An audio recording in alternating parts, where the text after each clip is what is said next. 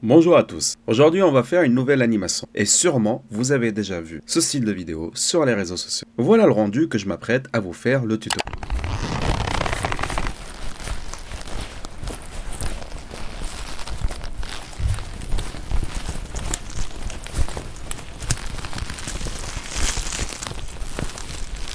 Maintenant que vous avez vu, je vais vous montrer étape par étape comment réussir cet effet d'animation 3D. Mais avant ça, il faut savoir que je fais des formations sur Blender pour tous les niveaux, débutants, intermédiaires et experts. Vous pouvez trouver toutes les informations sur mon site internet wizard avec le 6 entertainment.fr. Et sans plus tarder, on commence avec le tuto. La première étape consiste à utiliser After Effects pour le tracking. De votre côté, si vous voulez utiliser Blender ou FSpy pour le tracking, avec plaisir. Pour ceux qui utilisent After Effects, on va venir ici dans Fenêtre et s'assurer que suivi elle est bien cochée. Si ce n'est pas le cas, vous allez la cocher. Parfois, il faut la cocher même 2 fois. Et elle va apparaître ici, à droite, en bas de l'écran. Après, on va cliquer sur Nouvelle composition à partir des métrages et on va chercher notre vidéo. Elle est là, je clique dessus. Je vais venir maintenant à droite et je vais cliquer sur Approche caméra. Vous allez déplier Réglages avancés et vous allez attendre ici le chargement de toutes vos images. Je vais cliquer sur Analyse détaillée pour avoir plus de points de tracking. Et on va voir aussi l'erreur moyenne. Si elle est au-dessous de 1, c'est parfait. Si elle est au-dessus de 1, de 3 à 4, c'est pas parfait. Et on doit refaire le tracking en changeant angle de vue fixe par zoom variable. Ça dépend de la vidéo que vous allez utiliser. Si vous utilisez la même vidéo que moi, donc suivez les mêmes étapes. Et là, il me dit 1,11. C'est parfait parce qu'on n'est pas dans un chiffre vraiment très grand. Du coup, on va garder ce tracking. Je vais venir ici et faire dans le sol, comme ça, clic droit, définir le plan sol et à l'origine, clic droit, créer solide et caméra. Et là, vous avez votre solide. Vous cliquez dessus, après sur le R, et on va lui faire une petite rotation ici, sur l'axe des Y, et aussi sur l'axe des X. Juste histoire de le mettre plat sur notre sol. Et après, je clique sur le S pour augmenter l'échelle. Donc ici, j'ai mis -61, plus 2. C'est parfait. Maintenant, vous allez sélectionner caméra de suivi 3D, plus le solide avec le shift du clavier. Vous allez venir ici dans Fichier, Script, Export Composition Data. Pour celui qui l'a, tant mieux. Pour celui qui n'a pas, il y a un lien qui s'affiche tout en haut à droite. Vous cliquez dessus et vous regardez le début de la vidéo. Je vous montre comment installer le script pour importer et exporter le tracking que vous avez fait directement sur Blender. Et bien sûr, c'est gratuit. Et en même pas de 5 minutes, vous allez l'installer ce script. Nous, on clique dessus. Pour ceux qui l'ont, Browse. Vous allez créer un dossier. À côté, vous allez mettre PNG Sequences et là, vous allez mettre par exemple XYZ, le nom de votre fichier. Et après, Export. Une fois que vous avez finalisé le tracking, maintenant on va ouvrir Blender. Je clique sur Général, A, X pour tout supprimer. Je vais venir après dans Fichier, Import, After Effects Composition Data. Et là, je vais chercher ma data. Voilà, qui est juste ici. Ici, vous voyez, c'est les points de tracking qui finissent dans les 450. Je vais zoomer ici, venir à la première frame, cliquer sur G et avancer d'une seule. Parce que After Effects commence de 0 et Blender commence à 1. Ici, je vais mettre la fin de mon animation à 460 pour être synchronisé ici avec la timeline. Après, vous voyez ici le plan, je dois tourner la tête pour voir. Pourquoi? Parce qu'il est mal réglé. Mais nous, on va le régler rapidement, en même pas 3 minutes. On va cliquer ici sur le XYZ, Shift S, curseur vers sélection, ajouter, objet vide, axe simple. On augmente un tout petit peu sa taille pour qu'on puisse le voir. On sélectionne le XYZ. Avec le Shift, on sélectionne en deuxième lieu l'axe. CTRL P, objet, conserver, transformation. On sélectionne le solide qui est en bas. Après, en deuxième lieu, on sélectionne l'axe. CTRL P, objet, conserver, transformation. Là, vous avez des pointillés. Ça veut dire que si j'utilise ici seulement l'axe que j'ai rajouté, je vais ici le tourner, je ne perds aucun point de tracking. Hop, et je le place comme ça sur ma scène. J'ai envie qu'il soit droit. Après, ici, avec le déplacement, on déplace ici notre caméra. Après, on clique sur le set du clavier et on fait une petite rotation. Et voilà, ça, c'est parfait. Maintenant, on clique sur le 0 ou ici sur la caméra. Vous avez 2 manières de cliquer pour trouver la caméra. Vous allez cliquer ici sur la caméra, venir dans Données, image d'arrière-plan qu'on va cocher, ajouter une image, clip vidéo, ouvrir, et là je vais chercher ma vidéo. Mais par contre, vous la voyez ici, elle est sous un forme verticale. C'est pas grave du tout. On va revenir ici sur After Effects. On va cacher l'œil de la caméra plus le solide. On sélectionne ici la vidéo et après on va dans Composition, pré-rendu. Je vais dans mon dossier et ici, je vais cliquer à utiliser pour que je puisse faire la différence. Enregistrer, ok. Ici, je mets toujours moi QuickTime, j'adore, ok. Et je clique sur rendu. Maintenant, on va cliquer ici sur le X, enregistrer. Comme ça, si jamais j'ai envie de revenir dans le After Effects pour voir le tracking, je peux revenir. Et ici, je vais l'appeler tracking. Je reclique maintenant ici dans ouvrir vidéo, transforme, et là j'ai ma vidéo à utiliser. Maintenant elle est conforme à ma scène. Parfait. Je vais venir ici et augmenter l'opacité à 1. Après, je vais venir ici dans sortie et je vais alterner ici le XY. Donc 1080, 1920. Pourquoi j'ai alterné? Parce que si je retourne et que je regarde ma vidéo, celle-là à utiliser, je vois ici qu'elle est en 1080, 1920, 30 images par seconde. Donc en fait, je vais correspondre à ce que j'ai trouvé dans les détails, ici 1080, 1920 et ici 30 images par seconde. Ici dans sortie, je vais mettre mon dossier PNG Sequences, celui que j'ai créé, là où ils vont être téléchargés les photos à la fin. Si je clique sur Play pour voir mon animation, je vois ici que mon tracking, voilà, il est très bien avec ma scène. Perfect. Maintenant, je vais venir ici dans Rendu et on va changer les paramètres. Le EV, je le change en Cycle, le CPU en Calcul GPU, je coche Débruitage. Là, je vais mettre 1000 et là aussi 1000.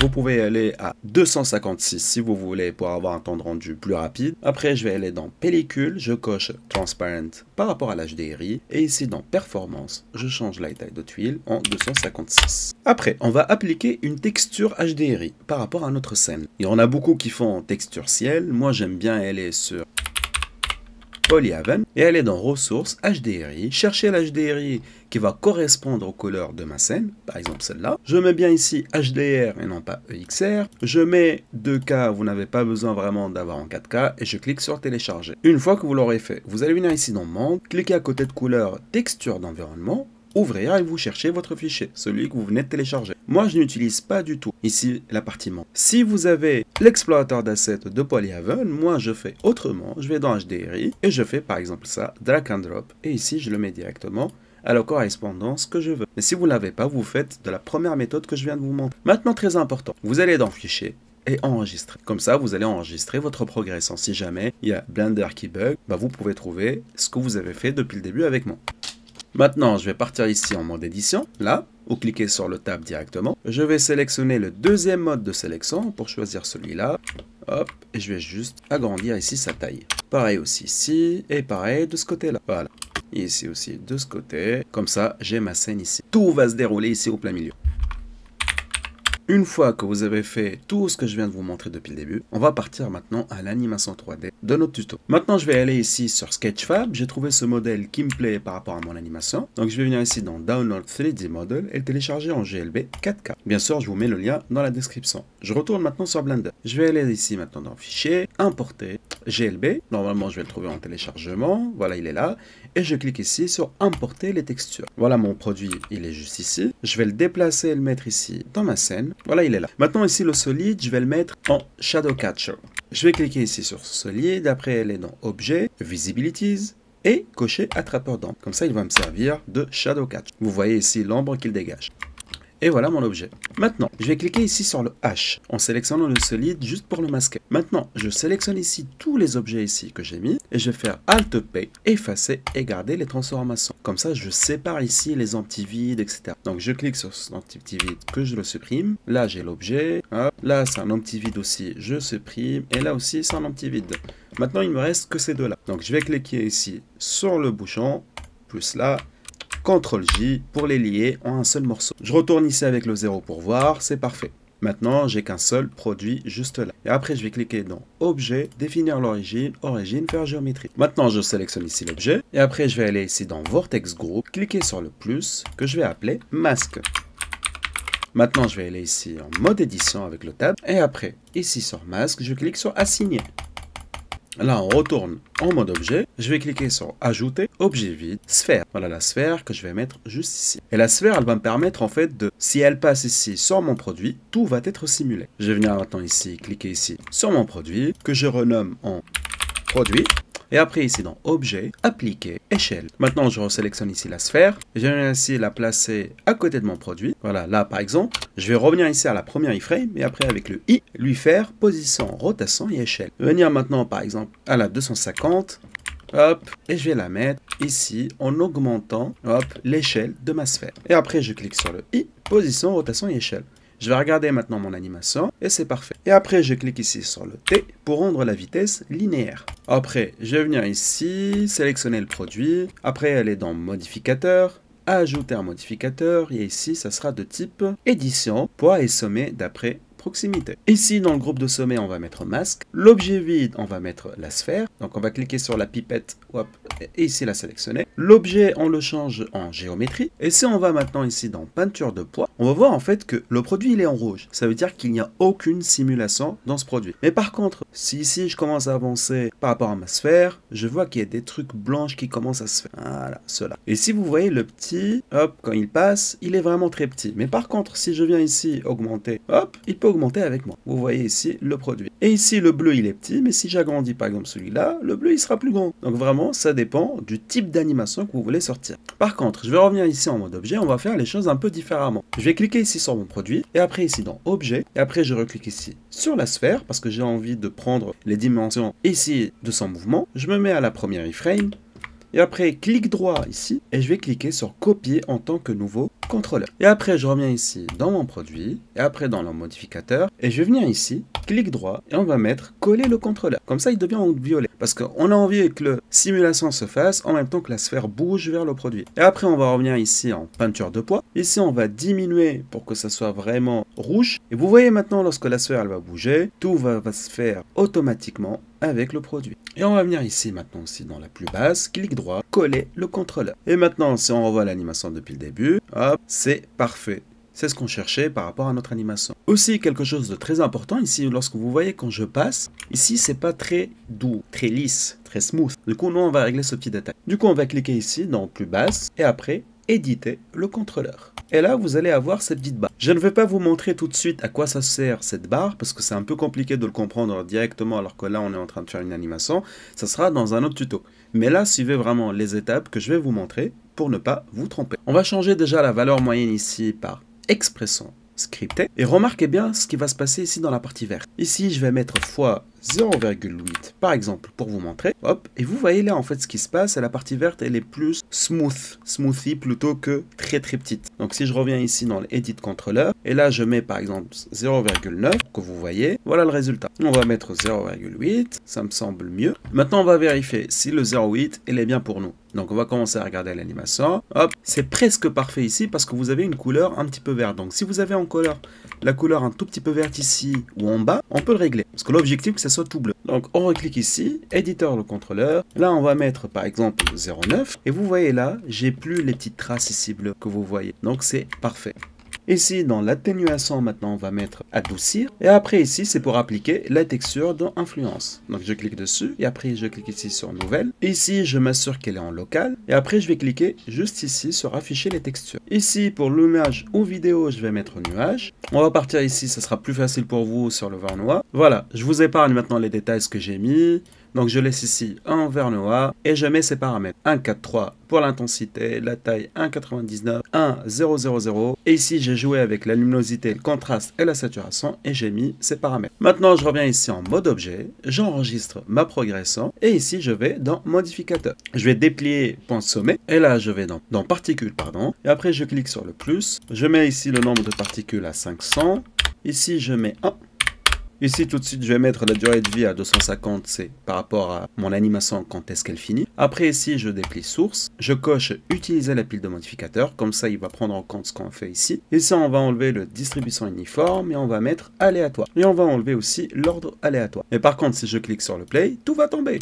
Donc, on va revenir ici à la première iframe et on va aller dans les physics, changer newtonienne en aucun. Et on va partir ici dans les modificateurs et ajouter un modificateur ici dans physics qui s'appelle exploser. Et on va aller après dans données, ici dans carte UV et on va enlever ici les UV map 001. On les enlève, hop, et on va rester avec une. Après, je vais cliquer ici sur le plus, elle s'appelle carte UV. On va revenir ici dans les modificateurs et ici on va mettre carte UV. Et ici on va mettre couper les arbres. Après, on va venir ici dans cette petite icône et cliquer sur géométrie filaire pour qu'on voit en mode édition et en même temps en mode solide. Et vous pouvez voir la différence si je coche couper les arêtes ou ne pas couper. Donc c'était juste pour vous montrer à quoi ça sert de couper les arêtes. Maintenant on revient ici, on décoche filaire et je vais cocher taille. Là l'objet disparaît, c'est tout à fait normal. On va revenir ici dans les particle systems, on va aller dans rendu et ici l'échelle on va la mettre 1.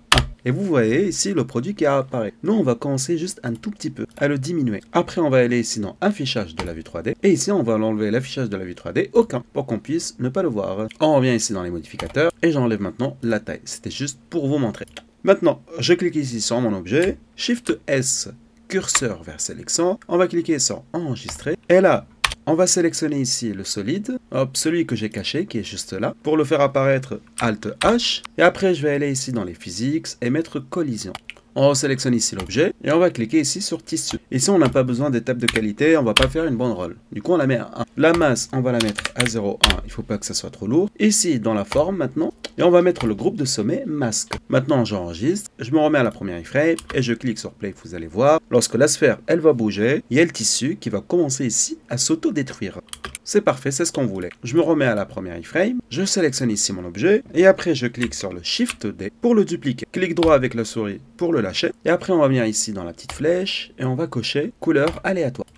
Et sur le nouveau ici que j'ai dupliqué, je vais aller ici dans les physics et on va enlever tissu. Et après on va aller ici dans les modificateurs, on va lui enlever aussi l'explosé. Et on va revenir ici dans les particules et enlever aussi les particules. Et on va revenir encore une fois dans les modificateurs et on va enlever le point de sommet proximité. Après on va aller ici en edit mode. Maintenant, très important, vous allez cliquer ici sur le S et vous allez avec le Shift y aller vraiment doucement pour qu'il soit à l'intérieur. Ah, voilà, comme ça. Voilà, il ne faut plus voir ici quand tu es en modifiant. Il ne faut plus voir le produit. Voilà, comme ça, c'est parfait. Maintenant, je vais venir ici dans les physics et appliquer collision. Et maintenant, je sélectionne le produit, le réel. Et je vais aller ici dans collision et je change ici la qualité de la collision à 1. Et ici, je coche auto-collision et je change la distance ici maximum 0,001. Et aussi ici la distance à 0,001. Et là, pour la vitesse de la simulation, je vais mettre ça à 2 pour que ça soit vraiment le plus rendu réaliste possible. Maintenant, je clique sur play pour voir mon animation et vous allez voir. Ici, ça s'est arrêté là à 250 parce que c'est moi qui lui ai dit de s'arrêter là. Du coup, on va aller ici augmenter le shape. Donc, je vais aller dans cache et changer par exemple à 500. Je me remets au début pour qu'il recalcule encore une fois. Et vous allez voir maintenant, il ne va pas s'arrêter à 250, il va continuer la simulation de l'animation du tissu. Comme vous voyez à l'écran, tout est en train d'être défait. Et voilà, c'est ce que je voulais par rapport à mon animation. N'oubliez pas aussi d'y aller dans les particules et vous augmentez le durée de vie de vos particules. Comme ça, si vous voulez que l'animation continue aussi, donc augmentez la durée de vie des particules, plus le rendu dans le tissu. Maintenant, pour précalculer ici votre simulation, on va venir dans Physics, bien sûr en sélectionnant le solide. On va venir ici dans Cache, on va lui donner comme nom Cloth. Hop. Ici, on va cliquer Cache Disk. Et là, fichier enregistré. Et après, vous précalculez une fois que vous êtes satisfait de votre animation. Par contre, avant de faire le rendu, ici, vous allez mettre à 2,5 pour avoir une simulation encore plus fluide. Et ici, dans propriétés des physiques, je vous recommande de monter un tout petit peu, 0,15, c'est parfait. Et après, je vais tout en bas et je clique sur précalculer. Mais avant, je vais aussi descendre celle-là à 460. La fin de ma vidéo. Là, j'enregistre et je clique sur précalculer. Et voilà l'animation qui est finie de nos particules. Hop, si je regarde bien mon écran, vraiment je trouve que c'est très bien fait. Une fois que l'animation maintenant elle est parfaite et que vous êtes assez satisfait, on va aller ici dans Compositing. On va cliquer sur Utiliser les nœuds. Séparer le composite par le calque de rendu, le mettre un petit peu en haut. Shift A, clip vidéo en haut à gauche. Shift A, visualiseur en bas à droite. Shift A, alpha au-dessus au milieu, Shift A, débruitage ici comme est à gauche. On va venir maintenant dans calque de vue et cocher données de débruitage. Et on va commencer à lier le noisy ici avec le débruitage, le normal avec le normal, l'albédo avec l'albédo, le débruitage ici avec l'alpha au-dessus avec le composite et le visualiseur. Ici dans le clip vidéo, je mets la vidéo à utiliser et ici je la lie avec l'alpha au-dessus. Je reviens dans Layout, je clique sur Fichier, Enregistrer. Et après, je clique sur F12 pour avoir un aperçu de mon rendu avant de cliquer sur Rendre l'animation. Voilà le calque de rendu. Il vous plaît, c'est parfait. Vous venez ici dans Rendu et Rendre l'animation. Merci à vous d'avoir regardé le tuto. J'espère que vous avez appris aujourd'hui avec moi une nouvelle compétence. J'espère que c'était simple parce que j'ai fait de mon mieux pour être vraiment pas à pas, étape par étape par rapport à tout ce que j'ai dit. Et je vous dis à la prochaine pour un autre tuto.